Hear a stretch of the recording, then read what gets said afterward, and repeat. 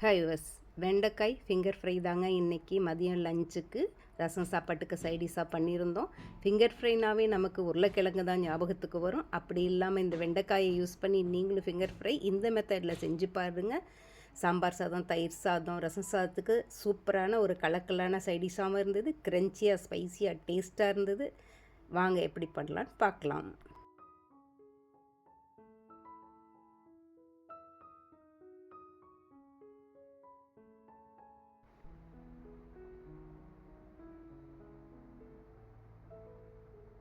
ஒரு 15 to 20 வெண்டைக்காயை எடுத்துக்கோங்க. மஞ்சள் உப்பு போட்டு வாஷ் பண்ணி ஈரம் இல்லாமல் நல்லா ட்ரையாக தொடச்சி எடுத்து வச்சுக்கோங்க. வெண்டைக்காய்க்கு மேலே ஈரம் இருக்கக்கூடாது. நல்லா க்ளீனாக தொடச்சி எடுத்து வச்சுக்கோங்க. வெண்டைக்காயை டாப்லேயும் இதில் பாட்டத்துலையும் இது போல் கட் பண்ணிவிட்டு இது போல் சிங்கிளாக ஒரு கீரல் போட்டு எடுத்துக்கோங்க.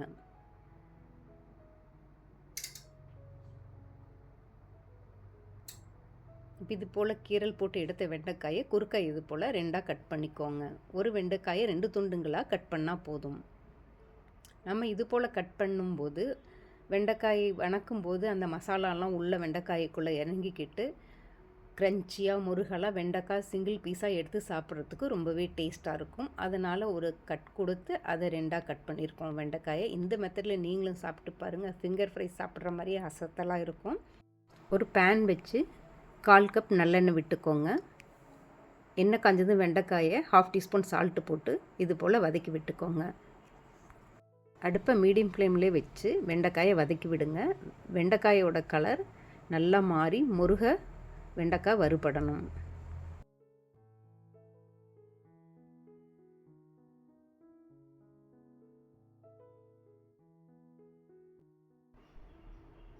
இப்போ வெண்டைக்காயை நல்லா இது வதக்கி விட்டுட்டு இந்த ஃபிங்கர் ஃப்ரைக்கு தேவையான மசாலா பொடி எப்படி ரெடி பண்ணலான்னு பார்க்கலாம் வாங்க.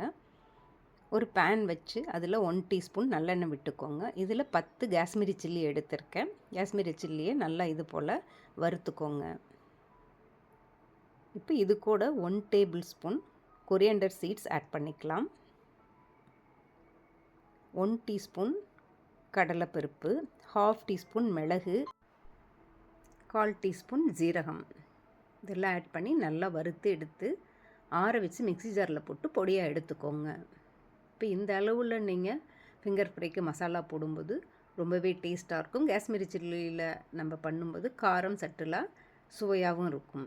இப்போ வெண்டைக்காய் நல்லா இது போல் கிட்டத்தட்ட இந்தளவு கலர் மாதிரி வதங்கினதுக்கப்புறம் அரைச்சி வச்சுருக்க மசாலா பொடிகளை இதில் ஆட் பண்ணிக்கோங்க. மசாலா பொடி ஆட் பண்ணும்போது சால்ட்டோட அளவு குறையும். இங்கே ஒரு 1/2 டீஸ்பூன் சால்ட்டை ஆட் பண்ணிக்கோங்க. வெண்டைக்காய் வதக்கும் போது ஒரு 1/2 டீஸ்பூன் சால்ட் ஆட் பண்ணிக்கிட்டோம். இப்போ ஒரு 1/2 டீஸ்பூன் சால்ட் ஆட் பண்ணிக்கோங்க.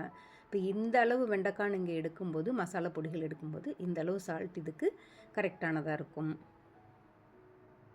இப்போ மசாலா பொடியை போட்டு அடுப்பை மீடியம் ஃப்ளேம்லேயே வச்சு நல்லா கொஞ்சம் நேரம் நல்லா மசாலா பொடியோடு வதக்கி விட்டுக்கோங்க. இப்போ நான் இதுக்கு ஒரு 1/4 டீஸ்பூன் சுகர் ஆட் பண்ணியிருக்கேன். இந்த சுகர் இந்த ஃப்ரைக்கு ஒரு லைட்டான ஒரு இனிப்பு கொடுத்து ரொம்பவே இந்த ஃபிங்கர் ஃப்ரை டேஸ்ட்டாக இருக்க வைக்கும். அதனால் சுகர் இந்த ஸ்டேஜில் ஆட் பண்ணிக்கோங்க. இப்போ அடுப்பை மீடியம் ஃப்ளேமில் வச்சு எல்லாத்தையும் நல்லா வதக்கி கொடுத்ததுக்கப்புறம் ஒரு 3 நிமிஷம் மூடி போட்டு வச்சுடுங்க. இப்போ மசாலாவெல்லாம் வெண்டைக்காய் அப்சர்வ் பண்ணிவிட்டு மொறுன்னு ரெடி ஆகிடுச்சு. இப்போ 2 டீஸ்பூன் வெள்ளை எள்ளு எடுத்து அதை பொரிய வச்சு அதை இந்த வெண்டைக்காய் மேலே தூவி விட்டுக்கோங்க.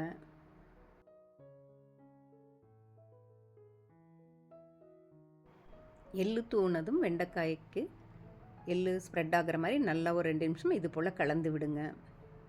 இப்போ அடுப்பை ஆஃப் பண்ணிக்கோங்க. இப்போ க்ரன்ச்சியான மொறுன்னு ஸ்பைசியான நம்ம வெண்டைக்காய் ஃபிங்கர் ஃப்ரை ரெடி ஆகிடுச்சு. இதில் மல்லி இலை தூவி நம்ம சாப்பாட்டுக்கு ரெடி பண்ணிக்கலாம். நீங்களும் இது போல் வெண்டைக்காய் ஃபிங்கர் ஃப்ரை செஞ்சு பார்த்து எப்படி இருந்ததுங்கிறத கமெண்ட் பாக்ஸில் சொல்லுங்கள். என்ஜாய் பண்ணி ஹெல்த்தியாக இருங்க, ஹாப்பியாக இருங்க.